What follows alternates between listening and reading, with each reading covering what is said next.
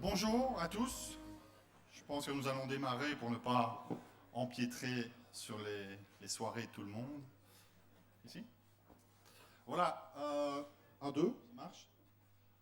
Voilà, un grand merci de vous être déplacés pour venir voir cette société qui est en pleine évolution, voir notre bâtiment. Je voudrais aussi remercier al de mensen die van Nederland komen. Er zijn ook mensen van Vlaanderen, Photovoltaic, Soland. En we zijn natuurlijk heel blij dat die mensen hier zijn. Voilà, on a plusieurs intervenants francophones, on a certains intervenants anglophones également, donc on va essayer de faire le débat et la présentation en français avec certaines interlocutions peut-être en anglais. Voilà, je voudrais vous remercier encore une fois d'être venu voir ce nouveau bâtiment qui est vraiment la concrétisation de ce que nous sommes et ce que nous faisons, c'est-à-dire un nouveau métier qui consiste à intégrer le photovoltaïque dans le bâti et qui a certainement un avenir assez impressionnant devant lui. Je vais commencer ma présentation en donnant quelques chiffres sur notre bâtiment et sur l'usine aujourd'hui. Donc, c'est la troisième fois qu'on déménageait. À mon avis, on n'est pas dans la dernière fois non plus. Mais dans ce nouveau bâtiment, on a réussi à doubler la capacité de production, puisqu'aujourd'hui, on est capable de produire 40 000 modules standards par an, ce qui est déjà assez important pour notre marché. Nous avons un bâtiment de 2500 mètres carrés avec des extensions prévues et qui sont d'ailleurs assez probables dans le court terme. Une fabrication, et ça c'est peut-être un concept presque philosophique, une fabrication qui est 100% solaire, puisque l'installation photovoltaïque qui a été réalisée ici permet d'alimenter la fabrication et les bureaux au-delà même des besoins, puisqu'on va produire 113% des besoins de notre usine. Donc déjà un concept assez particulier. Un auvent photovoltaïque qui fait 1360 mètres carrés, 140 kW crête. Et puis autour de ça, on a disposé un certain nombre de suiveurs solaires, des carports qui vont bientôt être placés, et la toiture qui est également occupée. Alors la société aujourd'hui, nous sommes environ 60 personnes, bon ça dépend, il y a quelques intérimaires qui travaillent aujourd'hui avec nous, tout en sachant qu'en 2006, il n'y a pas tellement longtemps d'ici, nous étions 7.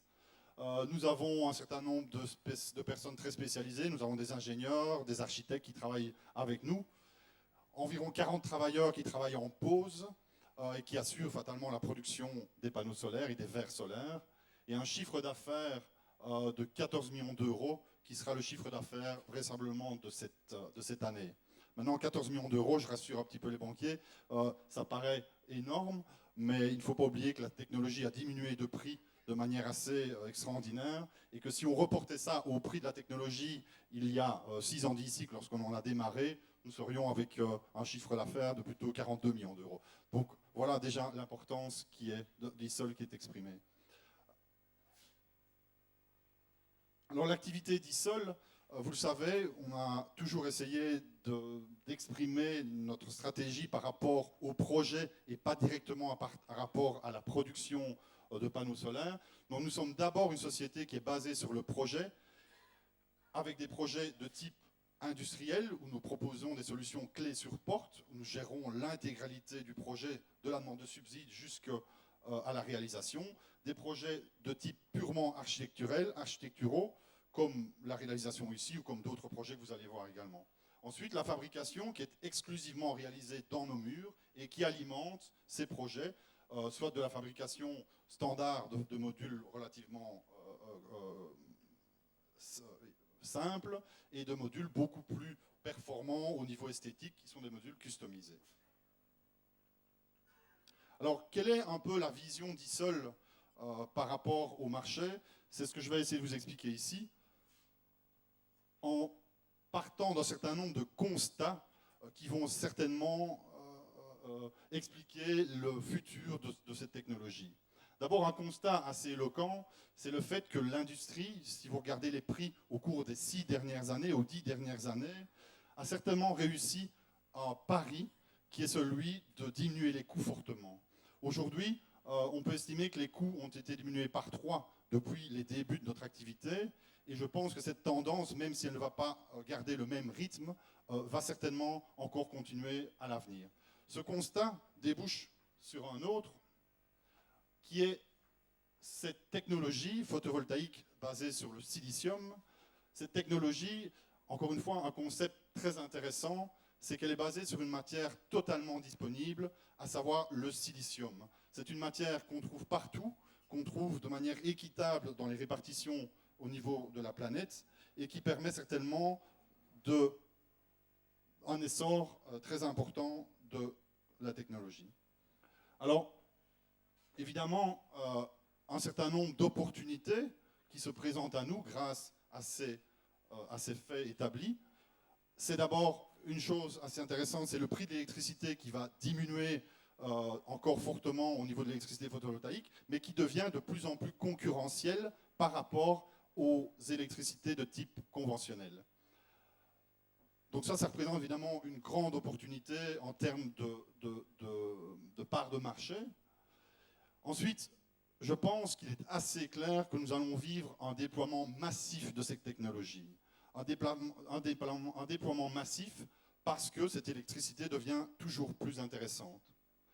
Et je pense que l'opportunité poursuivie depuis les débuts de toute cette industrie, c'est surtout la possibilité de faire de véritables économies en matière de CO2. Il faut savoir aujourd'hui rien qu'en région wallonne, on estime qu'on a fait des projets assez importants grâce notamment au soutien public, mais nous ne sommes jamais qu'à 0,30% d'électricité photovoltaïque dans le mix énergétique de la Wallonie. C'est très très peu, mais ça démontre également le potentiel qui est encore disponible pour l'épanouissement de cette technologie. Donc je pense que véritablement, les vrais objectifs, la vraie essence de cette technologie va être rencontrée dans les prochaines années. Alors nous avons un énorme challenge encore à devoir assumer, c'est qu'on va devoir faire beaucoup plus, c'est-à-dire qu'on va devoir prévoir des installations toujours plus grandes, toujours plus importantes, et très vraisemblablement avec beaucoup moins de support de la part des autorités publiques. Et ça, c'est un fait établi. Il est clair et net qu'aussi bien l'Allemagne, la France, la Belgique, l'Espagne ne vont pas continuer à soutenir ces technologies à coût de millions d'euros. On doit vraiment s'attendre à ce que la technologie puisse prendre son envol de ses propres ailes. Enfin, il y a un certain nombre de risques qu'il faut pouvoir essayer de contrôler. Et ce sont d'abord les effets pervers, en tout cas perçus pour des sociétés comme les nôtres, les effets pervers d'un déploiement massif de ces technologies. Alors les effets pervers, ils sont assez nombreux. C'est d'abord l'emprise par le marché du capital. Il faut savoir qu'ici, on parle de projets de plusieurs dizaines de millions d'euros. Et donc, fatalement, il y a toujours une emprise du marché du capital versus le marché de l'économie réelle, celui qu'on essaye d'accomplir ici. Donc l'autre risque, c'est encore une fois la spéculation et le dumping et l'afflux de produits non conformes et de basse qualité.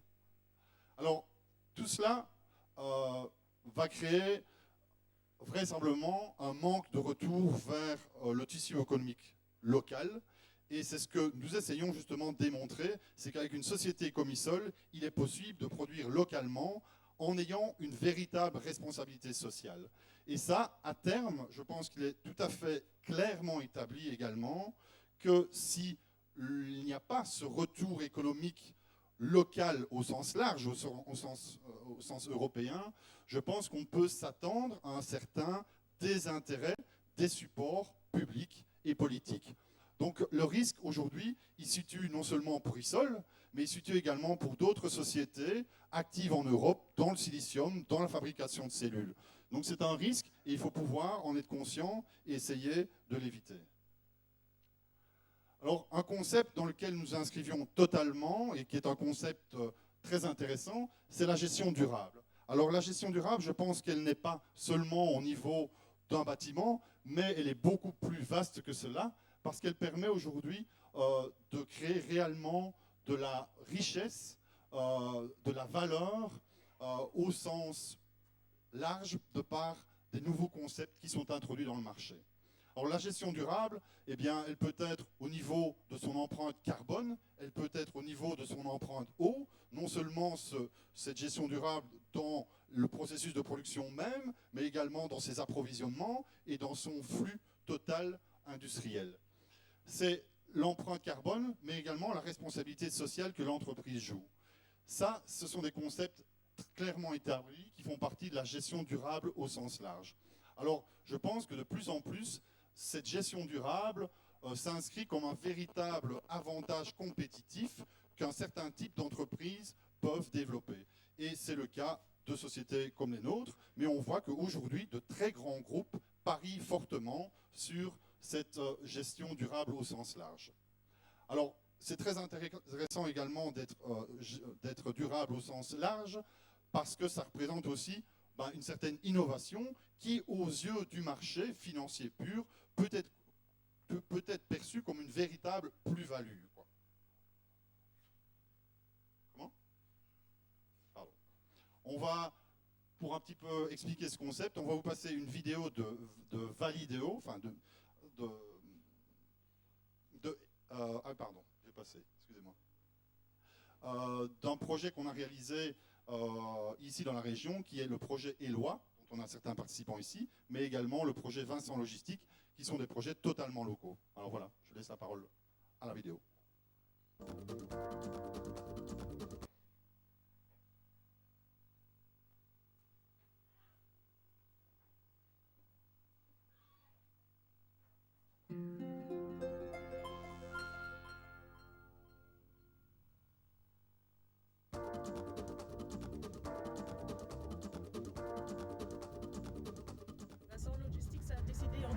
De réaliser un projet photovoltaïque. Nous avons installé ici des panneaux photovoltaïques pour une puissance totale de 250 kW/crête, ce qui représente un budget global de 753 000 €. Nous avons fait ça à la fin de 2010, début 2011, et l'installation est opérationnelle depuis le 1er mars de cette année-ci. On a opté pour ISOL qui nous a d'abord accompagnés tout le long du projet. Ça veut dire qu'ils se sont occupés de toutes les étapes administratives et qui se sont occupés de coordonner ce projet-ci. Les supports, les systèmes de support ont été fournis par la société HB Solar à Eupen. Les panneaux viennent donc de chez ISOL. C'est la société Enersol qui a fait le montage ici sur notre bâtiment. Et les câbles qui ont été utilisés proviennent de la câblerie de Eupen, donc c'est vraiment à 100% local.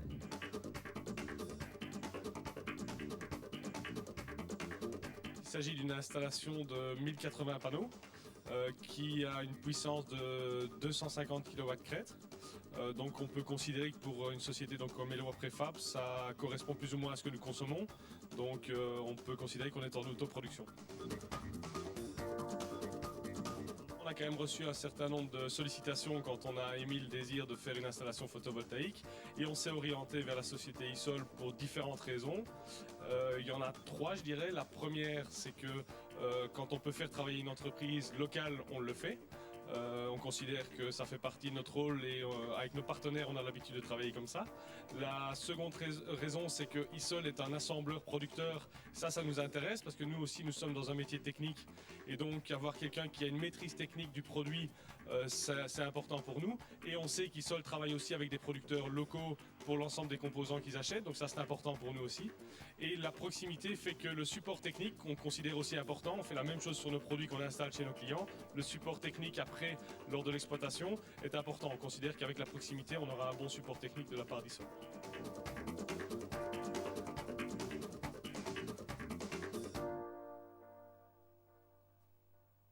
Voilà donc l'illustration même que des projets faits avec des partenaires locaux, une production locale, sont des projets qui peuvent être tout à fait concurrentiels.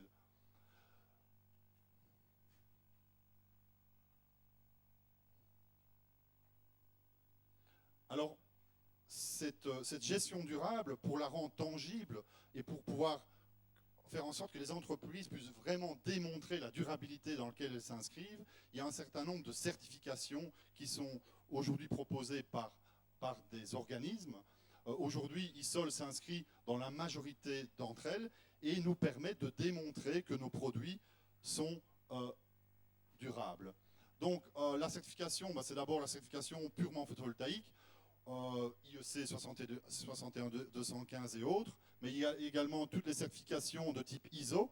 Je peux vous annoncer que depuis jeudi passé, nous sommes certifiés ISO 9001, c'est quelque chose de très important pour nous.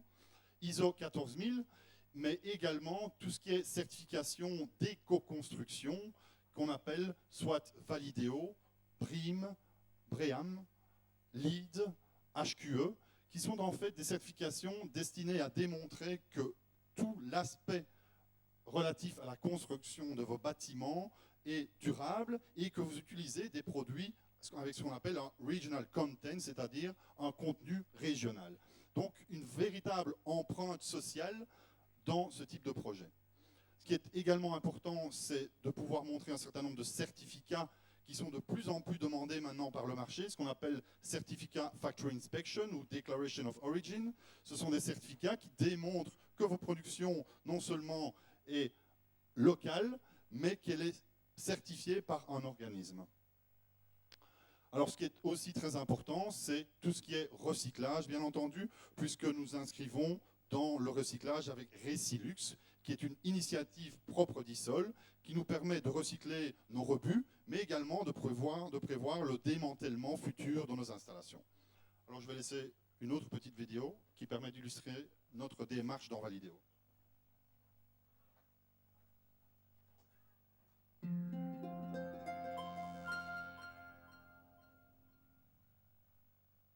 Ça veut dire pour elle qu'elle demande à un tiers de valoriser, de dire qu'il est exact, qu'elle est compétente, qu'elle mène une politique de positionnement remarquable, qui est de prendre des produits proches, ce qui en matière de construction durable est fondamental, et qu'elle met sur le marché des produits de très haute qualité. Ce que nous demande ISOL, c'est de pouvoir certifier sa compétence d'entreprise, et donc de certifier l'entreprise.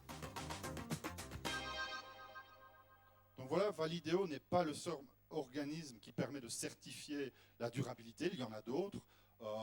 ISOL a choisi d'utiliser la certification Validéo parce que c'est une certification belge et qui nous permet réellement d'afficher nos valeurs locales. Ensuite, ce qui est évidemment très important, parce que la certification c'est très bien, mais je pense qu'il faut aussi offrir des produits de qualité et offrir des produits différents. Et c'est ce que nous faisons avec ISOL. Nous avons toute une série de déclinaisons de produits très spécifiques qui sont destinés à l'industrie du bâtiment. Alors, quelles sont les différentes innovations que nous avons développées? Ce sont d'abord des modules tout à fait standards, mais ensuite on a décliné ce panneau tout à fait standard en ce qu'on appelle des modules photovoltaïques intégrés, sorte de grandes tuiles solaires. Mais on a également, et ça c'est l'illustration avec notre auvent photovoltaïque, des verres photovoltaïques simples ou bivers.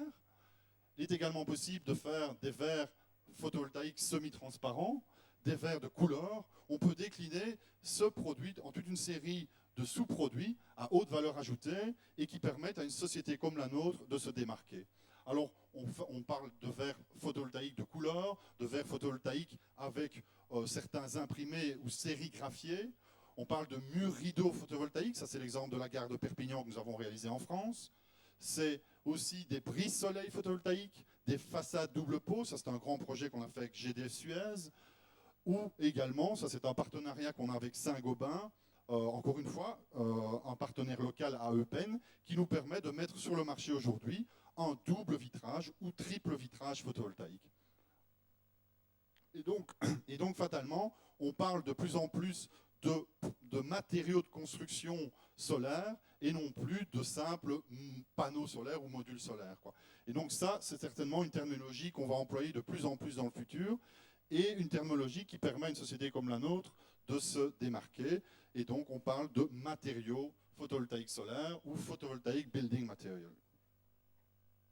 Enfin, l'innovation pour une société comme la nôtre, elle est au niveau des services. Et donc, comme on l'a expliqué avec les projets Éloi et Vincent Logistique, c'est la capacité de fournir des solutions globales dans lesquelles les entreprises peuvent totalement avoir confiance avec un partenaire solide.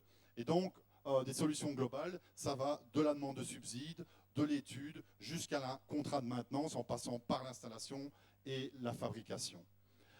Un concept qui est également très innovant et qui est vraiment d'actualité, puisque ça concerne la gare TGV de Perpignan que nous avons réalisée, c'est le cofinancement ou les projets de type tiers investisseur. Alors, de quoi s'agit-il? Eh bien, c'est un partenariat, une sorte de relation win-win, gagnant-gagnant, entre un promoteur et une société de financement. Dans ce cas-ci, la société de financement, c'était ISOL, et on fait en sorte que le promoteur soit bénéficiaire de l'installation après un certain nombre d'années. Dans le cas de Perpignan, par exemple, ça a permis de réaliser ce projet sans lequel Métro Vassessa, le promoteur, n'aurait pas eu la possibilité d'avoir accès au crédit pour faire ce projet. Et donc, le financement de toitures photovoltaïques, mais également de façades photovoltaïques, est un concept dans lequel on s'inscrit et qui est certainement un concept d'avenir. Ensuite, autre élément très innovant qu'on retrouve dans très peu de solutions, dans très peu de sociétés qui fabriquent des capteurs photovoltaïques, ce sont les garanties et la réassurance de ces garanties dans des compagnies d'assurance. C'est ce que nous avons réalisé avec ETIAS. Donc ETIAS aujourd'hui réassure nos conditions de garantie pour une durée de 10 ans, et ce qui permet en fait de garantir au client final une garantie réelle, même en cas de disparition de l'installateur ou du fabricant. Et ça nous donne un certain succès, notamment quand on arrive dans des très grands chantiers où les investisseurs demandent des garanties réelles et pas des simples garanties papier de fabricant. Et l'autre aspect très important également, c'est ce qu'on appelle la bancabilité. La bancabilité, c'est la démonstration, de par vos chiffres, de par vos bilans, que vous êtes solvable et que vous avez les reins solides assez pour réaliser des projets de grande envergure. Je pense que j'arrive plus ou moins à la fin de mon discours. Voilà, donc c'était une petite introduction au sujet. Je pense que le débat maintenant va faire intervenir un certain nombre de personnes qui vont conforter mes propos. Mais avant ça, je vous passe directement un petit interview de l'architecte Samin, avec qui nous avons réalisé un projet, avec qui nous avons un deuxième projet en cours de réalisation, l'architecte Philippe Samin, qui va expliquer très brièvement l'opportunité qui se présente pour des sociétés comme les nôtres. Voilà, merci.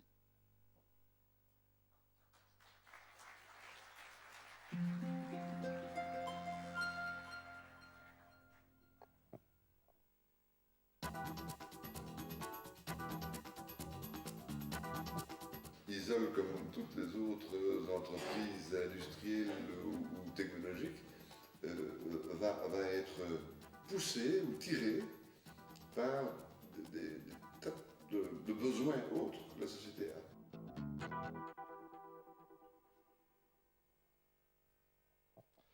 Voilà. Merci Laurent Kitt pour cette première partie d'intervention, et comme on vous l'a annoncé dans le carton d'invitation, on va avoir l'occasion effectivement maintenant d'aborder la question de la table ronde sur l'avenir du photovoltaïque. C'est la question qui va nous préoccuper aujourd'hui. Alors je voudrais d'abord prioritairement vous remercier pour votre présence d'ores et déjà nombreuse. Les personnes qui sont debout, vous avez deux options, soit de vous rester debout, soit vous venez vous asseoir. Il reste quelques places devant, bien placées. Et donc, n'hésitez pas à venir vous asseoir tant qu'il y a encore quelques places. On vous avait annoncé aujourd'hui la présence de deux ministres, en l'occurrence M. Marcourt et M. Nollet. Mais l'actualité est telle que ces deux ministres n'ont pas pu être des nôtres aujourd'hui. Nous avons notamment ici, pour représenter le ministre Jean-Marc Nollet, son chef de cabinet adjoint, Mme Annabelle Jacquet. Je vais vous passer la parole directement pour expliquer effectivement les raisons bien légitimes pour lesquelles votre ministre, entre autres, n'est pas là aujourd'hui. Comme vous êtes filmé, vous pouvez rester là. Bonjour, plutôt bonsoir tout le monde. Effectivement, je voudrais vous prier d'excuser l'absence de Jean-Marc Nollet. Il était vraiment très décidé à venir ici. Nous avions bien préparé. Il connaît par ailleurs bien ISOL. Et voilà, c'était important pour lui d'être là. Malheureusement, impossible par l'actualité. À moins de venir de Mars ou d'avoir vécu dans une bulle, vous n'êtes pas sans savoir que Dexia vit des heures difficiles. Et voilà, il y a eu un cairn, donc le gouvernement, le ministre-président l'a rappelé, à 17h à Bruxelles. Et voilà, on ne sait pas encore être à deux endroits en même temps. Donc vraiment, il en est désolé, autant pour vous, mais aussi par les organisateurs à qui il avait fermement promis sa présence. J'essaierai de faire mon possible pour faire passer ça, mais ça ne remplace pas. Merci pour votre compréhension. Merci beaucoup. Effectivement, l'actualité est telle qu'elle n'a échappé à personne. Et donc maintenant, nous allons pouvoir accueillir les différents intervenants de cette table ronde. Et je vous demande d'accueillir chaleureusement quelqu'un qui va parler anglais aujourd'hui et qui nous fait l'amitié d'être là aujourd'hui. Il s'agit d'Amber Sharik, Senior Policy Advisor à la société EREF, la Fédération en fait, des énergies renouvelables européennes. Et je vous demande de l'applaudir chaleureusement. C'est une des participantes ce soir de cette table ronde qui peut nous rejoindre maintenant. Venez. Merci.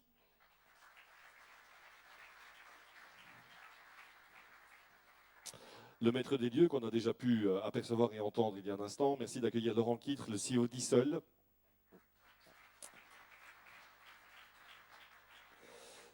Gaëtan Masson, senior économiste à EPIA, l'association européenne du photovoltaïque, qui mérite aussi vos applaudissements, s'il vous plaît. Thierry Castagne, directeur général d'Agoria, la Fédération de l'industrie technologique, est également parmi nous aujourd'hui. Et merci d'accueillir Francis Gomez, président de la Fédération des métallurgistes Liège-Luxembourg. Et nous avons effectivement l'ensemble de nos orateurs de cette table ronde qui nous ont fait l'amitié de nous rejoindre aujourd'hui. Est-ce qu'il y a moyen de se serrer un petit peu ?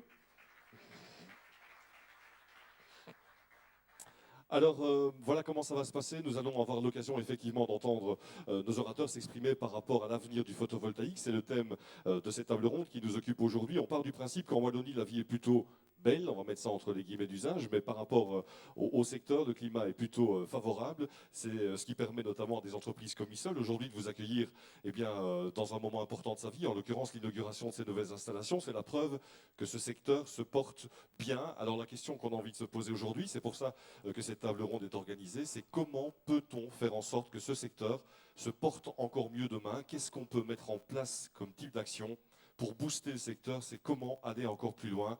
C'est la question qu'on va se poser aujourd'hui. Laurent Quitre et ses collaborateurs ne voulaient pas d'une simple inauguration avec un simple coupé de ruban. On voulait profiter de ce moment pour ensemble mener une réflexion en profondeur. Alors, chacun de nos orateurs, pendant 2 minutes, c'est le temps qui leur a été imparti, on a mis des règles assez strictes aujourd'hui, va avoir l'occasion de nous donner son état des lieux, sa vision du secteur. Et je vais commencer évidemment par celui qui nous accueille aujourd'hui, c'est Laurent Quitre. Voilà, mais je vais réexpliquer très brièvement la vision que nous avons pour le secteur. Donc je pense et je suis tout à fait convaincu que nous sommes en fait au début d'un développement très très massif de cette technologie, pas seulement de la photovoltaïque, mais d'autres sources d'énergie renouvelables. Et je pense que, comme je l'ai dit également, je suis assez convaincu que si nous ne mettons pas les moyens pour permettre un certain retour des investissements vers les tissus économiques locaux, avec des règles de discrimination positive, je pense qu'il faudra peut-être courir certains risques dans cette industrie. Donc je pense que réellement, le retour des investissements vers les tissus économiques locaux, au sens large, est vraiment un aspect très très important pour cette industrie, pas seulement pour ISOL, parce que je ne défends pas directement ISOL, mais aussi pour d'autres sociétés actives en Europe. La parole. Oui, donc Agoria comme fédération de l'industrie, des entreprises industrielles et technologiques en Belgique et plus particulièrement ici en Wallonie en ce qui me concerne, s'est engagé en 2006. Donc je crois que ISOL c'est 2006, donc c'est un anniversaire, 5 ans. Le hasard, c'est qu'à cette époque, Agoria a lancé une action qui s'appelait Agoria Goes Green. Et donc c'était la volonté ferme, volontariste, de s'engager en tant que fédération d'industrie dans les green tech, le développement des green tech, de l'industrie et des emplois autour des green tech en Wallonie. Et il y avait 3 dimensions rapidement qui nous semblent importantes et qui sont toujours importantes aujourd'hui pour nous. La première dimension, c'est la dimension financière, à savoir comment optimaliser l'utilisation des moyens financiers dégagés pour soutenir les énergies renouvelables. Et donc, pour nous, ce qui est important, c'est le soutien financier au développement d'une industrie des technologies vertes en Wallonie, mais en optimalisant les moyens qui sont mis à disposition. Je vais donner 2 exemples concrets. Par exemple, éviter de contracter une dette à long terme. Bon, pour ceux qui sont du secteur, il y en a beaucoup dans la salle, j'imagine. Par exemple, le photovoltaïque résidentiel, une réforme a été prise, et je parle sous le contrôle de représentant du ministre, qui fait que la période d'octroi a été ramené de 15 ans à 10 ans, l'horizon 2012, je pense. Mais voilà par exemple quelque chose qui illustre cette volonté d'optimaliser l'utilisation des moyens financiers. Un autre point qu'on avait aussi mis en avant à l'époque dans le domaine financier, c'est la maîtrise de la fluctuation de la valeur du certificat vert. L'actualité aujourd'hui à la radio, vous avez entendu que c'est un problème parfois qui se pose, c'est comment pouvoir sécuriser et maîtriser aussi la fluctuation du certificat vert. Très rapidement, donc la deuxième dimension, à côté de la dimension financière, c'est la dimension industrielle. Et je parlerai sous le contrôle de M. Gomez, il ne sera pas étonné qu'au niveau de l'industrie, nous portions plutôt un message industriel plutôt qu'une logique purement financière, même si elle est importante pour la filière. Mais ce qui nous intéresse avant tout en tant que fédération d'industrie, c'est les retombées économiques et sociales dans notre région. Cette dimension industrielle pour nous est très importante. C'est maximiser les retombées, et Laurent Kittre en a parlé un peu tout à l'heure. Notre rêve, c'est que dans 5 ans, on compte dans toute la filière des énergies renouvelables, pas uniquement évidemment le photovoltaïque, davantage d'ISOL dans la région liégeoise, mais aussi dans toute la Wallonie. Et donc pour nous, c'est un point très important. On a applaudi notamment le fait que le cadre éolien qui a été pris par le gouvernement wallon ici fin août retienne des critères de retombées socio-économiques lors de l'établissement de cahier des charges pour l'attribution des concessions qui viendront à l'avenir dans le cadre éolien.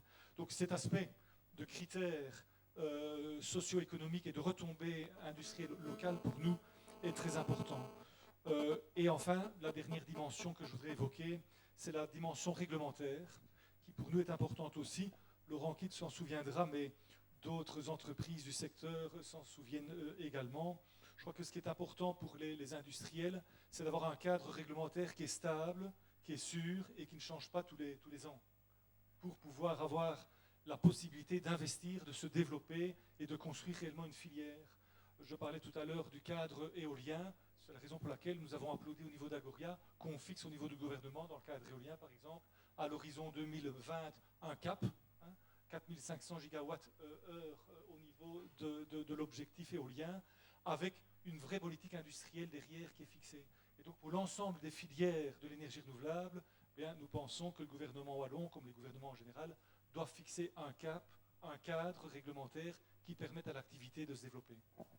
Merci beaucoup pour cette première intervention. Et je propose que nous passions la parole maintenant à Madame Amber Charik, senior policier, je vous rappelle, advisor à EREF, une fédération européenne.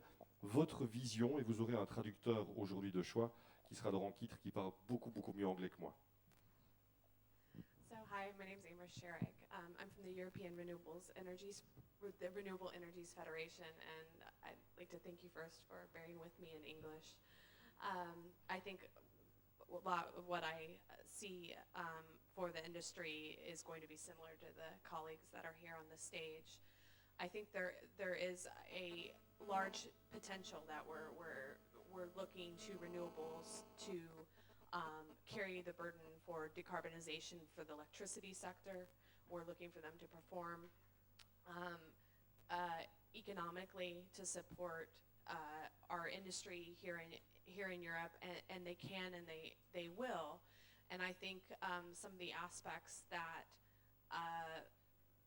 where there is concern, some of them can be addressed, in the member states themselves. In Belgium, what are the grid connection conditions for our technologies?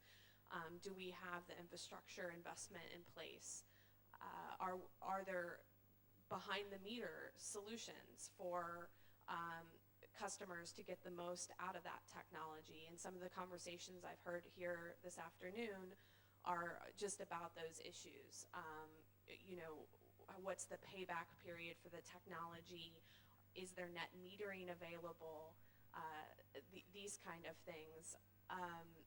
I think the relationship of why solar, why PV in a country that may not be the sunniest country in the world. I think, we're talking about Europe, we're talking about an internal energy market, and sometimes it's forgotten that photovoltaics also offer characteristics that are important for the functioning and better operation of the grid, adding flexibility to the system, shaving peak load, combined with storage, all of these things call for distributed generation solutions as well as other kinds of solutions. So I think, you know, being here tonight talking about some of these issues is really important, and I thank you all for the opportunity to do that. Donc, ce que, je ne sais pas si tout le monde aura compris, donc ce que Humbert nous explique, c'est qu'effectivement, c'est important de pouvoir avoir du financement et du support public pour réaliser l'essor de cette fameuse technologie photovoltaïque, mais elle nous explique aussi très clairement toutes les adaptations du réseau qui vont devoir être prises en charge, ou qui vont aussi, où la technologie va représenter aussi une certaine opportunité pour le réseau, de par la délocalisation des sites de production qui permettront au réseau d'être plus flexible. Donc ça, c'est aussi un aspect important, pas seulement besoin du support public, mais également un besoin d'accompagnement technique, d'intégration de cette technologie dans le réseau, avec une véritable opportunité également, c'est que le photovoltaïque, comme on l'a mentionné, permet notamment d'écrêter ces fameux pics ces fameux pics de consommation électrique qui coûtent excessivement cher à la collectivité.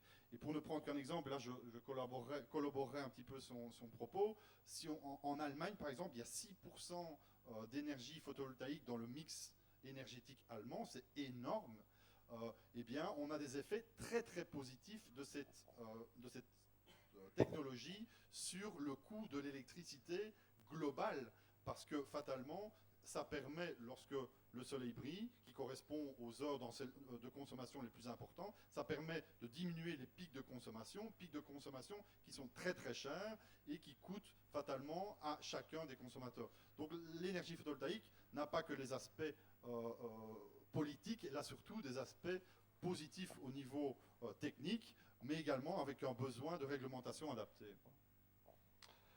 Merci beaucoup Laurent. Je passe maintenant la parole, je pense que vous avez un micro, Monsieur Gomez, juste à côté de vous, ici, sur votre gauche. Et donc, pareil, hein, c'est la même chose, vous avez aussi 2 minutes pour vous exprimer d'un point de vue plus social peut-être. Monsieur Castagne, tout à l'heure, faisait état de quelques éléments importants, évidemment, dans la mise en place d'une société comme Isol, dans cette grande mutation indispensable que notre société doit faire. Pour assurer l'avenir de ce monde, on doit évidemment considérer que la dimension humaine doit prendre la plus grande part de notre réflexion. Il est plus que temps, me semble-t-il, que considérer l'être humain comme étant un seul et unique élément dans la chaîne permettant in fine de réaliser des profits doit être totalement abandonné. Et l'ensemble des activités que nous essayons de structurer et d'organiser doit être rendu à ceux qui le produisent, à ceux qui le réalisent, c'est-à-dire l'être humain. Et ces changements de mutation sont indispensables. Indispensables. Parce que s'il n'y a pas une prise de conscience totale, de nous-mêmes d'abord, mais aussi de ceux qui nous représentent au niveau politique, il y aura à terme disparition de la terre qui aujourd'hui nous permet de vivre. Et dans cette mutation, on doit en ressortir les opportunités. On doit, à travers ces mutations, avoir la capacité de recréer des richesses, et des richesses qui soient possibles de redistribuer pour son plus grand nombre. Tout à l'heure, on parlait de spéculation. Je ne vais évidemment pas parler de ce qui se passe aujourd'hui dans le cadre de cette spéculation, mais en imaginant un peu qu'on aurait utilisé les moyens de cette spéculation volatile, qui n'a servi qu'à rien, qu'à brûler des dizaines de milliards, des dizaines de milliers de milliards de dollars sur cette terre, on aurait consacré ces moyens à essayer de transformer cette société, on ne serait certainement pas dans cette situation.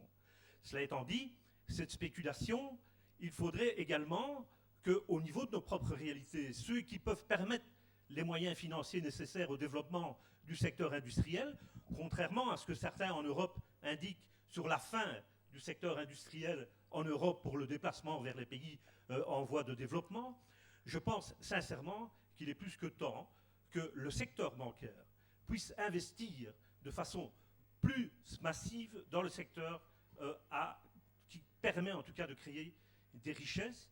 De ce côté-là, le service public, l'argent de la collectivité doit également évidemment se joindre à cet élan Et pour ça, moi je suis persuadé que la récolte des moyens financiers gérés par le public ne peut être qu'un élément favorable et porteur pour des développements tels que les produits tout à fait indispensables pour le futur.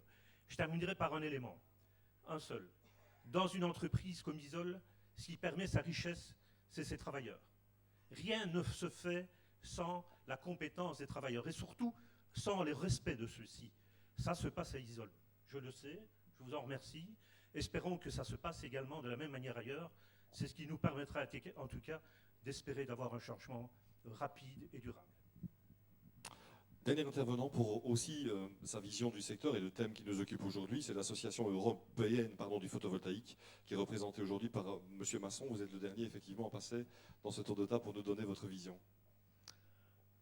D'abord remercier Laurent pour l'invitation. Je dois avouer que vous avez une très belle verrière. Je trouve ça un superbe exemple de ce que le photovoltaïque permet de réaliser aujourd'hui. Donc pas seulement des modules conventionnels, mais également des produits intégrés au bâtiment, qui font probablement partie de la vision du photovoltaïque qu'on aura pour l'avenir. Et la vision du photovoltaïque pour l'avenir, je voudrais quand même dire un petit mot sur la compétitivité. Donc on parle du photovoltaïque depuis presque 2 générations. Donc on a eu la conquête de l'espace il y a bien longtemps.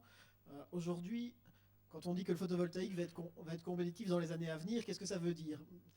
Récemment, et on pourrait aller voir plus avant sur le site de l'association pour laquelle je travaille, on a évalué récemment que le photovoltaïque sera compétitif en Italie d'ici 2 ans dans le segment commercial, c'est-à-dire des installations de 50 à 100 kW. 2 ans, c'est demain. Et dans le sud de l'Italie, le photovoltaïque est déjà compétitif aujourd'hui. Et il y a un autre pays européen pour montrer que la compétitivité du photovoltaïque, c'est pas juste une question d'ensoleillement, où le photovoltaïque est compétitif aujourd'hui, c'est-à-dire où il y a moyen d'acheter des modules photovoltaïques sur le marché, de les installer sur le toit de sa maison et sans aucun tarif de rachat, sans certificat vert, de les rentabiliser sur la durée de vie de l'installation, c'est le Danemark. Bon, le Danemark est, comme chacun le sait, un pays extrêmement ensoleillé. Qu'est-ce que ça veut dire ? Ça veut dire juste que en fonction du prix de l'électricité, en fonction d'un certain nombre d'éléments, mais aussi en fonction du prix des panneaux qu'on peut trouver sur le marché, le photovoltaïque est en train de devenir compétitif et de toute façon, il le sera dans les 10 ans à venir. En 2020, il sera compétitif en Europe dans la plupart des pays, peut-être pas dans le nord de la Finlande, dans la plupart des pays sans incitant financier. Alors ce qui est extrêmement important maintenant, c'est on voit qu'il y a une partie de l'industrie qui a une tendance à quitter l'Europe pour des raisons qui sont des raisons de stratégie industrielle principalement. On a un certain nombre de grands acteurs industriels hors Europe qui ont, on va dire, une force de frappe et qui sont soutenus par leurs gouvernements respectifs. Ce qu'il faut absolument faire dans les années à venir, c'est garantir qu'il restera en Europe une industrie photovoltaïque, une industrie des renouvelables, qui sera compétitive, qui produira des produits aussi beaux et aussi intéressants que ceux qu'on peut voir ici, en générant de l'emploi, en générant de la croissance localement. Et pour faire ça, il faut un accompagnement politique. Et je suis très heureux qu'il y ait au moins une personne dans la salle, même si ce n'est pas le ministre. Deux. Il y a aussi un représentant du ministre Marco que je présenterai dans un instant. Excellente nouvelle. 2, bah voilà, 100%. Donc, il y a un moment donné où il faudra se dire il faut un minimum de soutien politique pour assurer la transition du photovoltaïque qui n'est pas encore totalement compétitif vers le moment où il sera compétitif et de toute façon il le deviendra, que nous ayons une industrie ou que nous n'en ayons pas. Et donc ça sera certainement un des fils directeurs de la discussion qu'on va avoir ce soir. C'est si nous voulons qu'il y ait une industrie européenne, une industrie belge ou une industrie wallonne qui soit capable de produire des produits qui soient beaux, efficaces et de qualité, qui génèrent de l'emploi, il faut un soutien politique et il faut ce soutien maintenant et dans les années à venir. Bah, je crois qu'on est en plein dans le cœur du sujet aujourd'hui. C'est évidemment comment aller plus loin. On vous l'a dit d'emblée, c'est le thème effectivement de cette table ronde. Et pour bien comprendre et aller plus loin effectivement dans la discussion, il faut peut-être se demander comment les choses fonctionnent aujourd'hui et qu'est-ce que le secteur attend, quels sont les dangers dans lesquels vous n'avez pas envie de tomber, qu'est-ce qui peut constituer effectivement un frein à l'expansion d'une société active dans les énergies renouvelables et singulièrement dans le photovoltaïque. C'est ce qui nous intéresse aujourd'hui.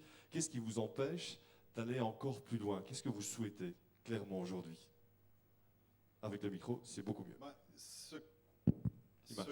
Effectivement, une société comme la nôtre, qui représente même pas 6% des parts de marché en région wallonne en termes de panneaux solaires installés, elle emploie environ 60 personnes, quoi.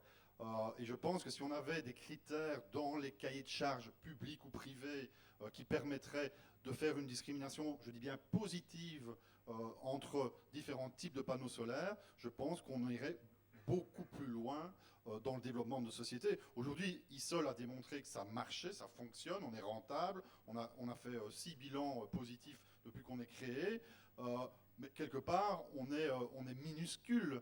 Et je pense que des sociétés comme les nôtres, pas seulement ISOL, si elles avaient une reconnaissance par rapport à la valeur réelle qu'elles créent, je pense qu'elles pourraient se développer beaucoup plus fortement et créer beaucoup, beaucoup plus d'emplois, quoi. Donc ça, c'est certainement un message, et le message le plus important que j'essaie de faire passer depuis les débuts. Alors, au cours de cette rencontre, nous avons souhaité aussi aller à la rencontre d'une série d'opérateurs qui sont actifs ailleurs que dans notre région wallonne singulièrement, ou même en dehors de nos frontières. Et nous sommes allés rencontrer Germain Gourenton de la société TCE Solas, une société française. Je propose de l'écouter, de le regarder, nous parler aussi de sa vision du secteur et de ce qu'il faut faire à son sens.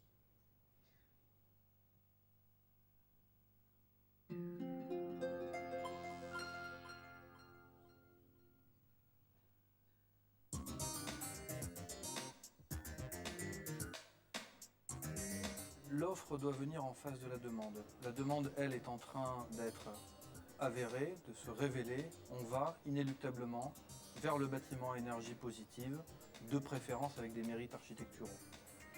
L'offre en face de ça, comment peut-elle se construire? Eh bien, elle peut se construire grâce à l'initiative des politiques qui peuvent stimuler l'émergence d'entreprises étant capables de formuler une offre cohérente afin de rencontrer cette demande. Des fabricants donc de produits innovants, bien architecturés, des installateurs qui sachent mettre en œuvre ces produits, des entreprises de maintenance qui sachent également garantir la performance de ces installations. La Belgique a d'ailleurs à ce titre, et la Wallonie en particulier, a tous les atouts pour pouvoir y arriver. C'est ce qu'on constate récemment en France. Nous pensions avoir dans le BIPV à la française un gisement de création d'emplois et de valeur. Il n'a pas su être mis à profit récemment afin de faire émerger des jeunes pousses et sur la filière amont et sur la filière aval. On voit aujourd'hui que certaines initiatives, ISOL en est l'illustration parlante sur la partie amont, ont des atouts extrêmement importants pour pouvoir sur leur marché domestique s'exprimer, créer de la valeur ajoutée et de l'emploi dans un premier temps, puis savoir exporter, ne s'en prive pas dès aujourd'hui, sur des marchés qui sont intéressés par ce BIPV, donc cette valeur ajoutée dans le bâti architecturé et producteur d'énergie. Je pense qu'on peut tout à fait respecter les réglementations sur la concurrence, tout en étant malin, sans pour autant être malicieux. Je m'explique. On peut tout à fait trouver des mécanismes d'éco-conditionnalité qui consistent finalement à ce qu'un projet puisse être éligible à la caution d'une région ou d'un État ou à des améliorations de conditions de financement bancaire dès lors que le produit soit vertueux et crée de la valeur dans le pays dans lequel le projet va être réalisé. Idem bien entendu pour l'installateur qui reçoivent des accréditations, des certifications qui lui permettent de prester le mieux possible. On imagine bien qu'une liste de critères qui soit clairement nommée, clairement identifiée, puisse être plus vertueux que bien entendu le premier produit tout venant, moins 10 ans, sachant que le moins 10 ans n'est pas forcément le plus créateur de valeur et d'emploi, posé par le premier des installateurs qui n'aura pas su investir dans le capital humain long terme pour pouvoir faire des ouvrages de qualité. Je rappelle qu'on est dans l'enveloppe du bâtiment et qu'on cherche à faire un bâtiment durable dans tous les sens du terme. Il faut réfléchir sur le temps long.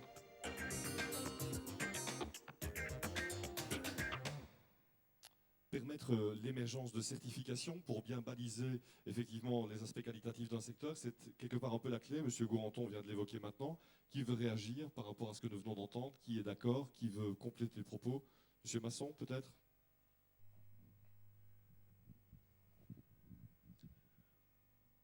Excellente suggestion.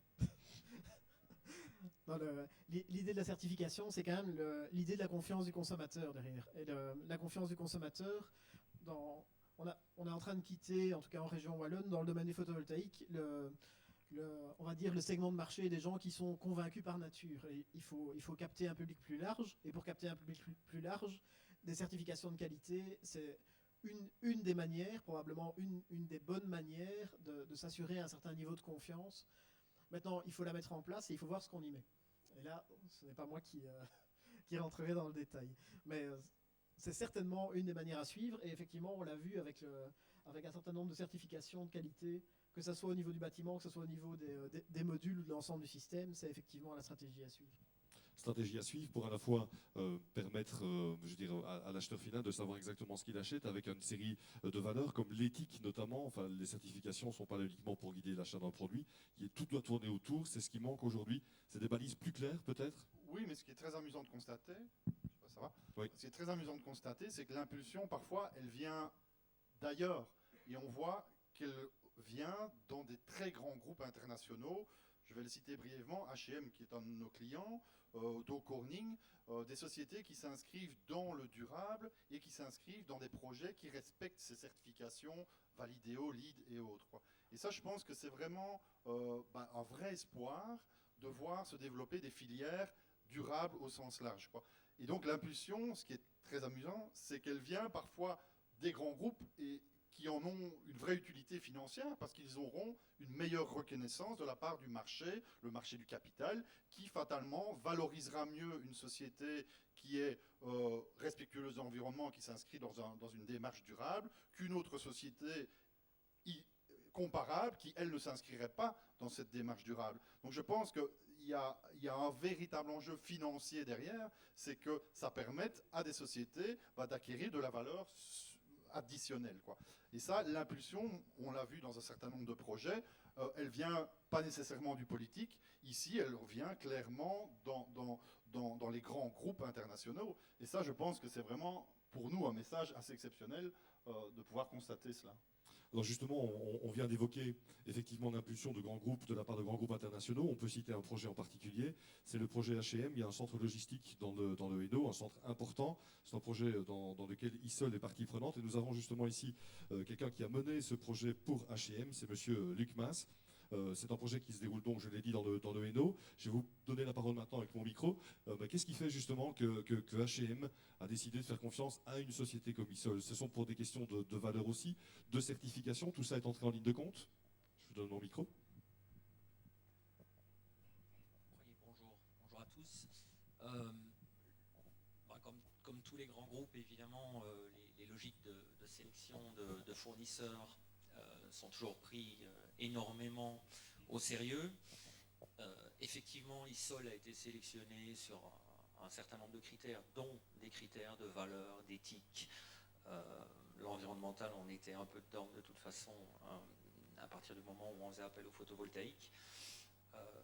Mais ce qu'il y a de sûr, c'est que tout ça n'est pas uniquement pour faire joli, c'est-à-dire que c'était le petit plus, c'est peut-être ce que Laurent appelait la discrimination positive, c'est-à-dire qu'en fait il fait d'abord être le meilleur ou parmi les meilleurs techniquement en capacité à résoudre le problème rapidement, parce qu'en fait il s'est agi d'un projet qui était quand même très très court, puisqu'en un peu plus d'un an on est parti du premier coup de pelle jusqu'à un centre opérationnel de cette taille-là, c'est quand même pas peu de choses.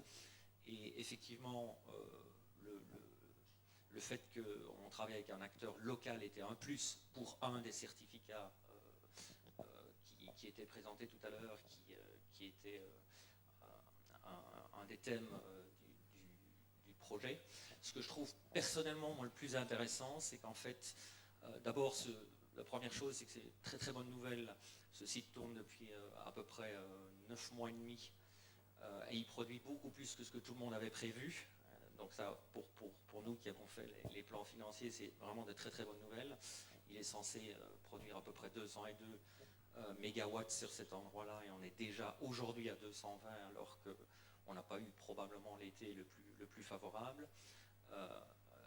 Et la raison probable, alors moi je ne suis pas du tout spécialiste du photovoltaïque ni même de la technique, mais la raison probable est un ensemble de synergies avec d'autres techniques qui ont été mises en œuvre dans une logique de construction durable, et notamment le type de revêtement qu'on a utilisé pour la toiture, qui reflète beaucoup mieux la lumière que les revêtements habituels, nous permettent d'avoir ce type de rendement. Et donc c'est vraiment des synergies économiques qui sont très très intéressantes, puisqu'on a un retour sur investissement qui est quand même beaucoup plus élevé que prévu. Voilà, donc c'est un projet qui a été réalisé, on peut le dire, de manière 100% locale et qui est performant. Qui est très performant. Qui est très performant et au-delà des espérances fixées effectivement par les promoteurs de ce projet. Par rapport à la politique justement menée par la région, je pense que vous souhaitiez ajouter un mot: politique industrielle, j'entends. Oui, donc pour poursuivre l'intervention que j'avais tout à l'heure, donc l'objectif 2020 en Belgique, c'est 13% d'énergie renouvelable, si je ne me trompe. C'est-à-dire qu'il faudra mettre les bouchées doubles, même pas double, triple au minimum, pour atteindre les objectifs. Et comme Fédération de l'Industrie, évidemment, et c'est pour ça qu'on soutient des sociétés évidemment, comme ISOL et les différentes entreprises du secteur, que ce soit dans le photovoltaïque, dans l'éolien, dans la biomasse, dans toutes les filières d'énergie renouvelable. Si ça atteint cet objectif, on espère qu'on y arrivera, mais en important simplement des produits, des technologies, des solutions qui viennent de l'étranger, on n'aura pas rempli notre rôle. Et donc, ces retombées industrielles, une politique industrielle qui met en avant, qui soutient le développement par l'innovation, la formation, la création d'activités et le financement, ce qui n'est pas toujours évident, le financement des entreprises, c'est un des problèmes parfois dans les régions. Toute une politique industrielle donc autour de ces composantes-là, formation, innovation, financement, création d'activités, nous semble important. Et je veux saluer, il y a déjà des initiatives qui ont été prises, et je crois que Laurent Quitre les connaît, dans le plan Marshall 2.0 et même avant d'ailleurs, c'est notamment les pôles de compétitivité. Nous avons notamment 6 pôles de compétitivité. Il y avait déjà le pôle Mécatech qui était déjà actif et qui a soutenu des projets dans le domaine de l'éolien, parfois dans le photovoltaïque, je crois dans la maintenance et la formation à la maintenance. Vous avez le cluster Tweed et avec Edora, et je sais qu'il y a des représentants d'Edora dans la salle, et Agoria, je crois que c'est en 2007-2008, nous avons contribué avec les industriels à créer ce cluster technologie wallonne de l'énergie et de l'environnement durable. Donc je crois que la Wallonie ne doit pas avoir peur finalement ou être craintive, être timorée par rapport à une ambition, à une volonté de développer, parce qu'elle a les outils. Je parlais de la formation tout à l'heure aussi, Technifutur dans la région ici, eh bien c'est vraiment un centre de formation tout à fait remarquable et qui peut apporter aussi son support au développement de toute une filière. Donc quand on met l'ensemble de ces acteurs dans le cadre du plan Marshall 2.0, Mécatech, Greenwind, Tweed, Technifutur dans le domaine de la formation, on ne se rend pas toujours compte de la force qu'on a en Wallonie pour accompagner vraiment les entreprises pour atteindre cet objectif. Et je le rappelle encore une fois ici, oui aux 13% à l'horizon 2020, mais de grâce avec les entreprises wallonnes, avec les entreprises belges, c'est notre devoir. Ça veut dire qu'on a les entreprises aujourd'hui, on a un savoir-faire, on a l'expertise, on a du recul par rapport effectivement à cette expérience. Et est-ce qu'on est pour autant prêt avec des opérateurs de formation, par exemple? Est-ce qu'on est prêt demain à passer à la vitesse supérieure? Oui. Monsieur Gomez? Oui, nous pensons que oui. Nous avons un certain nombre de centres de formation reconnus, compétents. Je ne citerai que Technifutur, qui est l'émanation d'un travail collectif entamé il y a déjà de nombreuses années. C'est un centre de formation qui est multitechnique et en même temps très flexible et qui sait rapidement répondre à un certain nombre de demandes que le secteur industriel pourrait lui poser. Il y a pratiquement déjà 10 ans que nous sommes arrivés pratiquement à caser tous les étudiants sortant de ce centre de formation. Donc on a un taux de réussite à l'emploi pratiquement de 100%. Et devant ces défis-là, ces évolutions technologiques qui seront évidemment indispensables pour notre futur, je pense qu'on aura tout autant de réussite avec tout autant de compétences. On est près de l'université et elle nous aide également énormément à la mise en place de nouveaux modules de formation. Je pense que pour les photovoltaïques, on pourrait rapidement être au point. Alors j'aimerais vous emmener, pour faire avancer un peu le débat, je vous rassure, à 19h maximum, nous aurons l'occasion d'aller boire un verre ensemble et nous restaurer, je vous le promets. 19h maximum, nous arrêterons. Et j'en profite juste pour marquer une toute petite pause, pour dire aux personnes qui sont debout qu'il y a encore une vingtaine de places devant. Donc si vous n'en pouvez plus de rester debout, n'hésitez pas à avancer. On vous applaudira même si vous souhaitez. Jean-Michel Zen qui est là-bas, vous pouvez venir devant. Sans aucun problème, venez vous asseoir, il y a encore un petit peu de place devant. Voilà, j'aimerais maintenant vous emmener sur un autre terrain. C'est celui effectivement d'une initiative italienne qui permet effectivement de protéger, entre guillemets, le marché local des producteurs locaux en permettant l'octroi d'aides supplémentaires lorsqu'on peut faire valoir le fait que l'on a travaillé effectivement avec un maximum de producteurs locaux au sens le plus large du terme. C'est une initiative interpellante qui nous a, nous, interpellés lorsqu'on préparait cette table ronde. Que vous inspire cette initiative qui est une initiative, je le rappelle, italienne? Voilà, c'est 10% d'aide supplémentaire aux entreprises qui décident de franchir le pas de l'investissement local. Donc c'est vraiment une mesure de protection pure et simple, effectivement, d'un marché. Est-ce qu'on peut s'en inspirer? Qui veut répondre pour commencer? Monsieur Masson, merci. Je me sens un tout petit peu concerné Ouais, par la question. Je dois d'abord poser la question de savoir qu'est-ce qu'une entreprise européenne aujourd'hui. Ce qui est quelque chose qui est quand même pas facile à identifier. Est-ce qu'une entreprise européenne, c'est une entreprise qui a son siège en Europe mais qui produit en Malaisie? Ou est-ce que c'est une entreprise chinoise qui a ouvert une usine en Europe? Ou, puisque je vois certaines personnes que je connais dans la salle, une entreprise américaine qui s'installe en Wallonie pour produire des composants liés à des panneaux solaires. Alors avant de dire un mot sur ce qui s'est passé en Italie, c'est avant de mettre au point un système de contenu local comme il se passe en Italie, et juste pour expliquer aux gens qui n'ont pas l'habitude d'en discuter, ce que c'est un petit peu comme si on donnait 10% de certificats verts en plus à des installations qui ont un certain pourcentage de contenu local. Donc ça n'empêche pas d'installer d'autres systèmes, ça donne 10% de revenus supplémentaires si on décide d'acheter des équipements européens. La grosse question qui vient derrière, c'est comment j'identifie dans un module européen ce qui est européen. Est-ce que j'ai une backsheet européenne? Est-ce que j'ai du verre qui a été fabriqué en Europe? Est-ce que les cellules que j'utilise, est-ce que le silicium vient d'Europe? Est-ce qu'il vient de Chine? Est-ce qu'il vient des États-Unis? Donc, il faut bien se rendre compte que mettre au point une telle manière d'identifier ce qui est européen et ce qui ne l'est pas n'est pas facile du tout. Parce qu'on vit dans un monde qui est de plus en plus globalisé et de toute manière, même quand on produit ces cellules en Belgique, il y a des gens de photovoltaïque dans la salle, ça ne garantit pas que 100% de la valeur ajoutée du module vient d'Europe. Donc il faut faire extrêmement attention à ce qu'on appelle contenu européen et ce qui ne l'est pas. Maintenant, la question c'est, est-ce que 10% c'est suffisant pour garantir la compétitivité d'une entreprise européenne par rapport à des fournisseurs chinois, par exemple? Pour prendre un exemple. Alors, au cours de l'année 2010, la simple variation du taux de change entre l'euro et le yuan chinois a été de plus de 10%. Ça veut dire que les simples variations de paramètres macroéconomiques ont parfois une influence plus importante dans un sens ou dans un autre que ces 10%. C'est quelque chose d'assez important.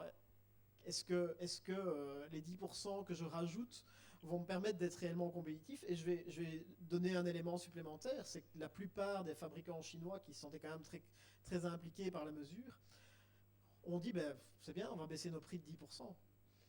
Et donc, oui, juste avant d'y venir, donc, sur la philosophie en elle-même, on vit certainement pas dans un monde idéal. C'est-à-dire que dans un monde idéal, effectivement, on devrait pouvoir vivre dans un monde où le libre-échange est généralisé. On n'est pas dans un monde idéal. Je suis sûr qu'Isol ne vend pas en Chine et aura du mal à le faire. Et donc, effectivement, il peut être acceptable dans une certaine mesure d'accepter ce genre de formule. Maintenant, comme je dis, le plus important, c'est la méthode. Effectivement, je pense que ce mécanisme est assez virulent. Hein. Ce que l'Italie a mis en place, ça paraît à première vue comme un mécanisme très protectionniste, mais je pense que quand on analyse le contenu, ce n'est pas du protectionnisme pur et dur. Je pense que c'est essayer de marquer la différence entre un certain type de produits qui est valable et un autre qui est tout aussi valable. Et je pense que c'est une reconnaissance officielle. Et je pense que les 10%, si ça devait se faire en Belgique ou en région wallonne, je pense que c'est suffisant. Parce que ça marque une différence entre des produits qui respectent un certain souci socio-économique, un souci environnemental important, et d'autres produits qui n'ont pas ce souci. Mais en tout cas, ce sont deux produits. Et ça, je pense que c'est vraiment, vraiment important de pouvoir compter sur ces différences. Maintenant, les 10%, les 5% ou le 20%, moi, je pense que ce qui est important, c'est pas ça. C'est vraiment de pouvoir dire qu'il y a différents types de produits qui ont des valeurs différentes, quoi, et qui sont aussi valables l'un que l'autre, quoi, hein. C'est une mesure, quoi, une mesure qu'on peut qualifier de symbolique, mais forte de la part d'une autorité? Elle est symbolique, certainement, mais elle n'est pas une mesure protectionnisme pur et dur, quoi. Parce que récemment, des fabricants chinois ont publiquement informé qu'ils allaient essayer d'avoir cette certification. Donc ce n'est pas un critère géographique pur et dur, c'est un critère de haute qualité. Et je pense qu'aujourd'hui, moi je serais vraiment heureux si des fabricants, que je ne citerai pas, chinois, pouvaient s'inscrire dans cette logique, parce que ça voudrait dire qu'ils respectent les règles, et qu'eux aussi produiront avec des coûts fatalement un peu plus élevés, et auquel cas nous ne serons peut-être pas très loin de leur prix. Et ça, je pense que l'initiative italienne est assez, à première vue, assez forte, assez critiquable de la part de l'OMC ou d'autres, mais quelque part elle est logique, quoi. Et moi, c'est ce que j'apprécie évidemment beaucoup. Je ne vais pas demander à M. Marcourt, qui n'est malheureusement pas là, et à M. Nollet de faire la même règle, mais en tout cas, ça marque une différence, et je pense que cette règle de l'Italie, aujourd'hui, est réfléchie par d'autres marchés, hein. La France, aujourd'hui, est très intéressée par la mise en place d'un système, mais il ne faudrait pas qu'il soit non plus dévié, il ne faut pas qu'il soit non plus... il faut qu'il soit viable et vérifiable. Alors, je sens qu'on va assister à un petit ping-pong. Non, pas du tout. Il y aura de la convergence. Justement, je crois que le symbolique de la mesure est important. Il est important pour une bonne et simple raison, c'est que le marché du photovoltaïque, c'est un marché qui est quelque part dirigé par le politique aujourd'hui. À partir du moment où on n'est pas compétitif sans certificat vert, sans aides diverses, on le sera dans quelques années, comme je le disais au début, on a besoin d'un certain niveau de support politique. Et c'est pas à certaines personnes dans la salle que je dois l'expliquer, un homme politique réagit également à un certain nombre de facteurs extérieurs. Donc, comment développer le photovoltaïque s'il n'y en a plus d'industrie, s'il n'y a pas d'emploi qui est associé au photovoltaïque en Europe? Donc, effectivement, et là, il y a peut-être un élément sur lequel on peut jouer, c'est qu'on voit aujourd'hui, on va prendre l'exemple de la Chine, même s'il est très caricatural, c'est que la Chine a une véritable volonté industrielle de développer les énergies renouvelables en général, et le photovoltaïque en particulier. Et quand on voit le gouvernement chinois qui aligne des milliards de dollars chaque année, on peut dire des milliards d'euros, c'est encore plus... des milliards de dollars ou d'euros chaque année pour financer à taux zéro le développement de son industrie photovoltaïque parce qu'ils croient en le photovoltaïque et parce qu'ils sont persuadés que la Chine a une pièce maîtresse à jouer, ça induit une forme de compétitivité qui est extrêmement difficile à suivre en Europe. C'est pas à ISOL ou à quelques entreprises présentes dans la salle que je dois dire qu'il est impossible de se financer en Europe à 0 ou à 2% aujourd'hui. Et donc, quelque part, ça peut être vu comme une manière de contrebalancer ce déséquilibre. Mais maintenant, comme je dis, il ne faut pas empêcher les Chinois de pouvoir vendre en Europe. Ce n'est pas ça l'objectif. L'objectif, c'est clairement de dire nous souhaitons garder une industrie en Europe qui sera capable de développer le photovoltaïque dans les années à venir, qui sera capable d'être compétitif au niveau mondial. Et pour cela, il y a un certain nombre d'éléments sur lesquels il faut insister, et peut-être qu'un système de contenu local ou des systèmes d'aide à l'investissement ou d'autres systèmes qui permettront aux industries européennes ou aux industries établies en Europe de se développer, c'est peut-être une solution pour le futur. Monsieur Gomez. Oui, je crois que souvent on a beaucoup de scrupules par rapport à ces phénomènes-là. On a bien beau soulever donc l'OMC et ses règles, mais on a des exemples qui disent tout à fait le contraire. Quand l'industrie sidérurgique américaine a été en difficulté, ils n'ont pas hésité un instant de mettre des taxes à l'importation qui empêchaient toute arrivée compétitive dans le sol des États-Unis sur le secteur de l'acier, sans voir réagir d'un pouce l'OMC. Hein. Et donc, je crois qu'effectivement, il y a un certain nombre de règles sur lesquelles on doit se tenir, mais ne pas être évidemment les dindons de la farce, parce que si on ne fait pas face à ces mutations importantes et si on laisse partir ces mutations ailleurs, on n'aura plus jamais la moindre chance de les voir redémarrer sur notre sol. Hein, ça c'est clair. Mais quelles sont clairement nos lignes de force aujourd'hui pour continuer de se développer et faire face concrètement à cette concurrence-là? C'est d'afficher son contenu. Moi, je pense que le marché va de toute façon se mettre en place de manière automatique. Hein, ça, c'est les lois du marché. Moi, je suis très optimiste sur l'avenir quand je vois des démarches comme celle de Lidl, de Validéo, de H&M, ou de Dow Corning ou de grands groupes. Je pense que vraiment le marché va se mettre en place parce que le marché donne plus de valeur à un produit qui est plus propre qu'un autre, quoi. Et ça, c'est une nouvelle donne qui n'existait pas il y a 5 ans d'ici ou il y a 10 ans d'ici, avant les accords de Copenhague, de Kyoto et autres, quoi. Et ça, c'est pour moi ça va de toute façon se passer. Je ne me tracasse pas pour Isol, très honnêtement, je ne me tracasse pas pour Isol, ni même pour l'industrie européenne, mais parce que je sais que ça va réagir, mais ce que je demande, c'est qu'on essaye d'informer, que ça puisse réagir plus tôt, parce qu'effectivement, ce qui s'est passé sur le sol français, sur le sol espagnol, au niveau du photovoltaïque, c'est que du jour au lendemain, les politiques se sont rendus compte que les investissements pharaoniques qui ont été lancés dans ces pays ne rapportaient absolument rien aux tissus économiques locaux, et du jour au lendemain, ils ont fermé le robinet.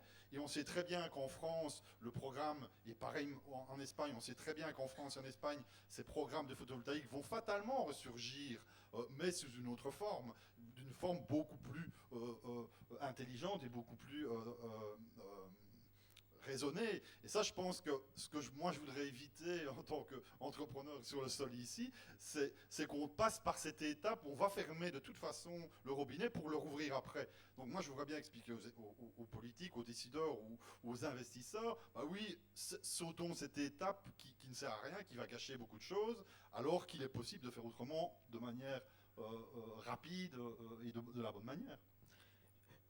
Je vais juste faire une petite remarque sur le fait que ça ne rapportait rien au tissu économique local.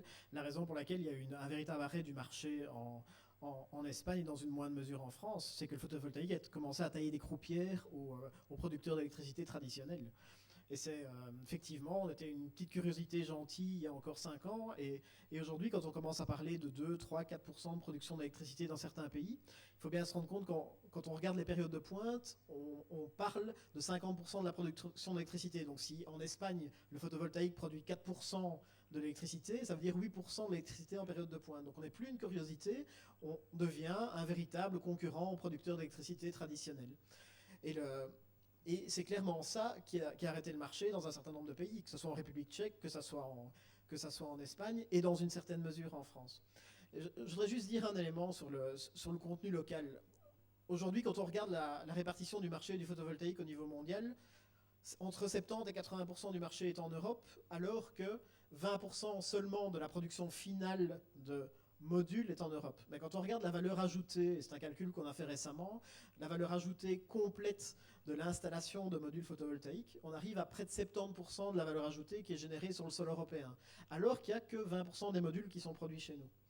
Et je voudrais aller dans le sens de Laurent une nouvelle fois, il y a clairement des segments de marché qui seront plus intéressants à l'avenir pour les producteurs européens de photovoltaïque. Et le BIPV, donc l'intégré au bâti, c'est un de ces secteurs, parce qu'il est plus difficilement délocalisable, parce qu'il a plus de contenu au niveau création, au niveau ingénierie de manière générale.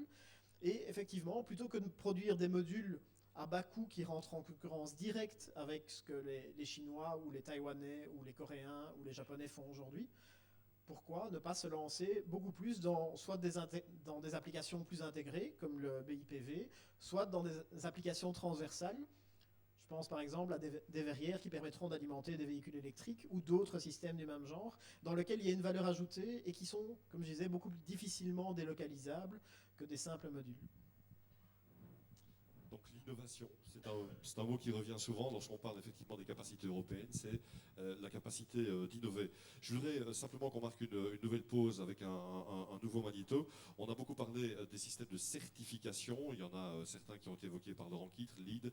On va s'intéresser maintenant à Validéo et avec quelques explications sur cette norme qui recueille l'adhésion et c'est quelque chose d'assez important pour sa base, des 3 régions. Je propose quelques explications tout de suite en vidéo.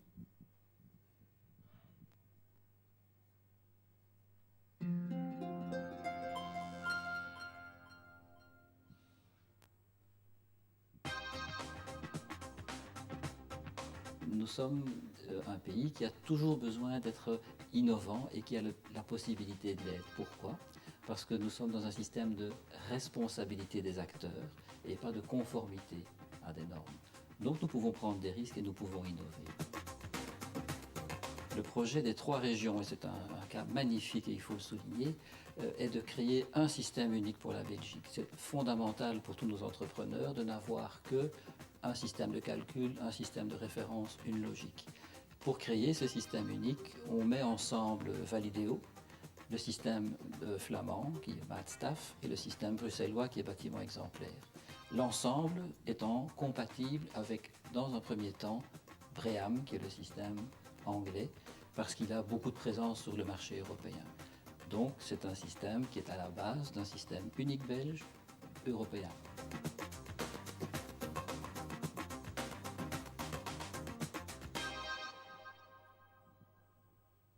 Alors voilà pour l'explication effectivement de Validéo. C'est une certification, je le disais, qui recueille l'adhésion des 3 régions et qui est une piste de solution effectivement pour venir en appui d'un secteur. Mais je pense que la région justement met aussi en place toute une série de certifications. Madame Jacquet, qui représente, je le rappelle, le cabinet du ministre Donnet, vous voulez nous en dire un peu plus? Oui, effectivement, nous travaillons avec les 2 autres régions à la mise en place d'un système de certification des bâtiments, donc bâtiments en éco-construction dans le cadre de l'Alliance Emploi-Environnement. Mais vous en dire un peu plus, il y a déjà beaucoup qui a été dit là sur les différents systèmes. Et donc, qu'est-ce que nous faisons? On ne réinvente pas la roue, on regarde, effectivement, on analyse les systèmes qui vous ont été présentés ce soir, à partir des expériences existantes qui ont été citées, pour en faire une synthèse et vérifier par rapport aux spécificités que nous avons dans chaque région, ce qui est adaptable, avec quand même un grand intérêt pour, on l'a dit beaucoup, les retombées locales, l'emploi, le contenu durable bien sûr, et les standards de qualité qui permettent d'avoir une véritable confiance dans le système qui sera mis en place, que finalement le consommateur, le client, le bâtisseur, l'entrepreneur en rénovation puisse savoir ce qui lui est garanti à travers un bâtiment certifié. Donc ça c'est un travail qui est en cours, les résultats ne sont pas encore connus, hein, c'est work in progress, mais on espère aboutir très prochainement avec une certification qui prendra compte bien sûr de l'existant, des bâtiments déjà certifiés pour être compatibles et aller de l'avant sans rupture. Merci. Les certifications, c'est clairement quelque chose qui est de l'ordre de l'outil vraiment nécessaire, indispensable aujourd'hui à une société pour faire valoir effectivement des critères qualitatifs. C'est quelque chose d'essentiel aujourd'hui, ça? Elle a besoin d'être reconnue par rapport à ce qu'elle fait réellement. Je pense que ça, c'est vraiment essentiel pour pouvoir distinguer les différents niveaux de produits possibles sur un marché. Alors quand on parle de marché, justement, on évoque un marché au sens large du terme. Quand on parle de marché local, ce n'est pas évidemment uniquement le territoire de la région wallonne du pays. On entend à l'échelle européenne, nous l'avons entendu tout à l'heure, je propose de le réentendre à nouveau, c'est Germain Goranton que nous avons été rencontrés, je vous le rappelle.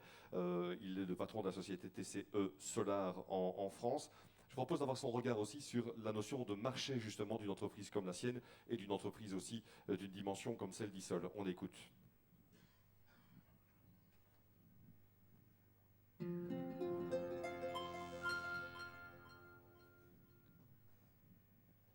Aujourd'hui, les initiatives, les innovations sont en Belgique. Les marchés du BIPV dans l'enveloppe du bâtiment sont ni en Belgique ni en France, sont sur l'ensemble ou la plupart des zones urbaines ou urbanisées, où des maîtrises d'ouvrage publics, des promoteurs publics comme privés, sauront avoir ce discours-là. Aujourd'hui, la question qui se pose, c'est où sont nos clients? ISOL comme nous-mêmes TCE Solar. Et nos clients, ils sont ni en Belgique ni en France. Ils sont, je crois, que sur la conjonction des talents, mais sur tous les marchés qui sont des marchés export dans les zones urbanisées. Voilà, effectivement, cette notion de marché local au sens le plus large du terme, un marché qu'on peut chiffrer à l'échelle européenne, évidemment, pour une société comme ISOL. Je pense, Monsieur Castagne, que vous vouliez ajouter quelque chose maintenant. Il ne fonctionne plus, si. Il fonctionne. Un mot sur la dimension internationale, parce que c'est vrai que les propos qu'on a tenus tout à l'heure pourraient donner l'impression que c'est une menace et qu'une menace.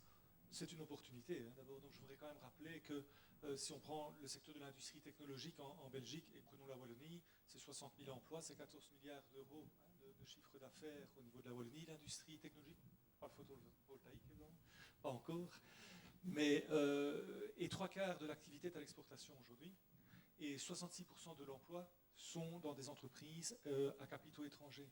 Donc, dans la mondialisation, si on peut dire, jusqu'à présent, même s'il y a des risques, même si on a des difficultés régulièrement au niveau du maintien et du développement de l'activité, la dimension internationale est plutôt favorable au développement de l'activité, surtout sur un marché intérieur qui reste quand même relativement peu important. Je demandais à Laurent Kittre il y a un instant, aujourd'hui déjà 30%, de l'ordre de 30% du chiffre d'affaires est réalisé à l'exportation.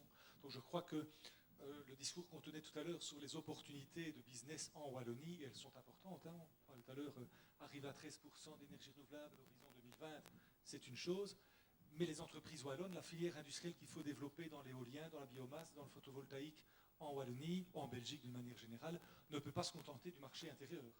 Il doit évidemment aller aussi vers les marchés extérieurs. Et alors, on a évoqué donc des pistes tout à l'heure, les standards de qualité, je crois que c'est un élément important quand même pour protéger, il ne faut pas d'angélisme, il faut quand même qu'on tienne compte de la concurrence et du manque de compétitivité par rapport à des pays low cost, hein, et où les normes sociales, les normes environnementales, le travail des enfants, enfin toute une série de caractéristiques qui ne nous permettent pas de jouer dans la même division.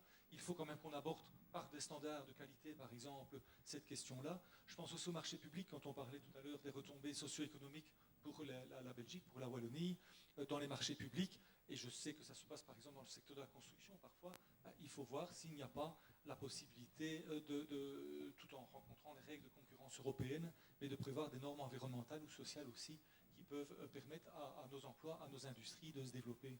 Et donc, de grâce, nous ne considérons pas cette filière qu'il faut soutenir en Wallonie, en Belgique, comme étant une filière qui doit se protéger de manière générale. Non, au contraire, il faut une ambition pour cette filière, non seulement pour le marché intérieur, mais aussi pour aller par l'innovation sur les marchés à l'exportation. On peut dire aussi que c'est une partie de la réflexion du jour, Laurent Kittre, c'est effectivement de constater qu'en Wallonie singulièrement, puisque c'est ici que nous sommes aujourd'hui, on peut dire que le climat est favorable. Les entreprises se sont développées dans un cadre relativement favorable, et l'idée c'est effectivement d'aller encore plus loin. Donc le politique a forcément aussi un rôle à jouer là-dedans, c'est ce que vous dites aujourd'hui. Oui, c'est clair que en Wallonie, les choses se sont déroulées de manière très positive. La Wallonie, à l'opposé peut-être de la partie néerlandophone du pays, a eu des critères très stricts dans la mise en place des projets de grande taille, ce qui n'a pas été le cas de la Flandre. Il y a eu différents mécanismes, différents garde-fous qui ont été mis en place. Alors, il y a les fameux 50% d'autoproduction pour obtenir les certificats verts. Il y a toute une série, je veux dire, le plafond des 250 kW crête. Enfin, toute une série de mécanismes qui ont permis de faire en sorte que le marché purement du capital ne s'approprie ces investissements, quoi. Et ça, je pense que c'est quand même une super bonne nouvelle. Et la chose, le message que je voudrais vraiment laisser passer ici, c'est essayons d'aller encore beaucoup plus loin, sans s'attaquer au problème de l'OMC, sans s'attaquer à des critères vraiment discriminatoires, mais essayons d'aller encore plus loin, pas seulement pour le bénéfice propre d'ISOL, mais pour tout un tissu économique. Et comme vous l'avez dit tout à l'heure, Thierry, il y a énormément d'ISOL qui pourraient se développer dans notre secteur, en Wallonie, en Flandre, en France, enfin, dans tous les pays d'Europe. Et ça, je pense que c'est vraiment le message qu'on veut faire porter avec une société comme la nôtre, quoi. Ce n'est pas une fatalité, en fait. Alors c'est vrai qu'on s'intéresse à un marché local, on a dit au sens le plus large du terme, mais le débat sur les énergies renouvelables, on peut le situer à l'échelle du monde entier. So just to make sure. Hello? Okay. You want me to speak on the international perspective? Yes, please. Yeah, when it comes to you want me to compare it to the Belgian perspective, or yeah, on financing or on? Yeah, it would be nice to have a little bit a view. How are we going to finance this investment in the future? Because we're not going to count all the time on public investments or public subsidies. Good. Yeah, I mean, there's a lot of, I think what we're talking about, there's a lot of emphasis on creating the framework conditions now. And that means the policy framework, the investment framework, getting the regulations in place, and then so that, the industry itself can then move forward. I think some of it has to do with what we expect from the technologies and from the industries themselves. I think we forget sometimes that we're asking photovoltaics, we're asking renewables to do more than to just deliver an energy service, where we're looking at them for industrial development policy as well. We're looking at them for jobs, we're looking at them for greenhouse gas reductions, environmental policy. We're looking at them for health benefits from reduced air pollution and all of these kind of things. And I think, so in a way, it has to do with also how we look at our relationship between policy and financing in general, and looking to a future where we're really looking at systems perspective. And some of the conversation is about how do you set those conditions, but then how do you evaluate the products themselves? But I think also moving to the projects. So looking at projects as part of a larger system transformation, and what do we want to invest in as governments with limited budgets. And I think the communities, I think some of the conversation about local content laws and these kind of things, and how do you value the other aspects, the other benefits that are coming from the technology and the manufacturing, the jobs throughout the value chain, these kind of things. I think you're seeing communities that are successful with that are, what they're doing is they're building on policies they already have in place, and looking to structures and leveraging funds that are already available but are maybe not being used. And I think that's what you're seeing at the European level right now, are conversations about how do we utilize the funds we have available and build on them. I think to move away from kind of a policy-driven market requires, that we look at all of the subsidies that are in place for other technologies as well. And I think when we start doing that, then we will not be having conversations about how costly photovoltaics might be, right? If the externalities from other technologies are looked at, and the subsidies that are going to more conventional industries. But I think leveraging funds, I think looking at new financing structures, I think what companies like ISIL do, where they're branching out and doing project development as well as manufacturing, are going to allow both customization and demand in the marketplace. I think we need to get better at again, looking at our own policies. When, for example, we looked at manufacturing policy in different communities, including some communities in the United States, very small communities that were trying to foster manufacturing. And what we found was success was coming when they looked at the policies they already had in place. So looking outside of just one box and saying, what do we want in our system? We want jobs here. We want education. I know they've done that in these technology cluster centers, I think on the border in Germany, for example. Really trying to leverage investment in all sectors to bring the change that's needed. I think at the local area, that's going to be the big improvement. And then, as I think we move towards a bigger consensus and push, I think, in the energy market, I think that if we really want to realize you know, removing policy as the driver in some cases, then again, we really have to look at the situation for what it is. I think right now, you know, when you talk about harmonization, it's in one sense, policy is kind of going in one direction, and you know, whether it's feed-in tariffs or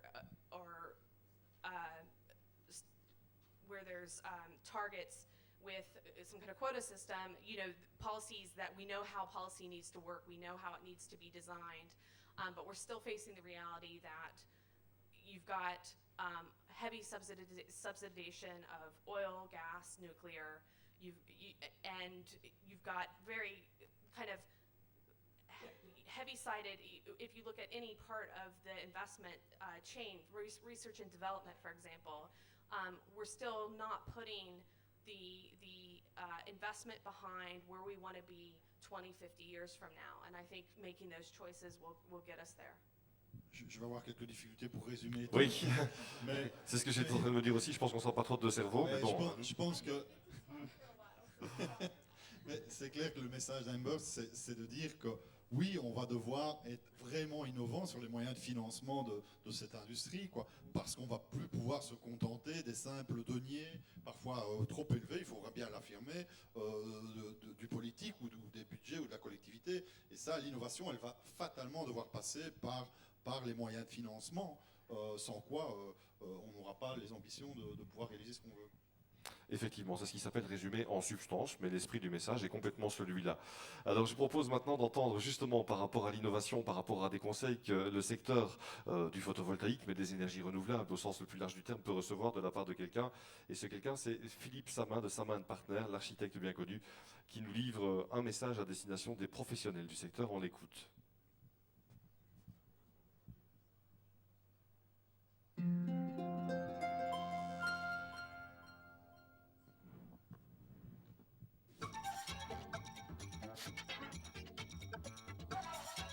Be flexible. Soyez souple. N'ayez pas peur de l'erreur. Si vous voulez, je préfère des grosses erreurs qui créent la valeur ajoutée que des choses justes qui créent des gouffres sociétaires. L'ingénieur que je suis a une tendance à avoir toujours raison et à faire des tas de moutons à 5 pattes inutiles, et l'artisan a souvent tort en faisant des choses très utiles.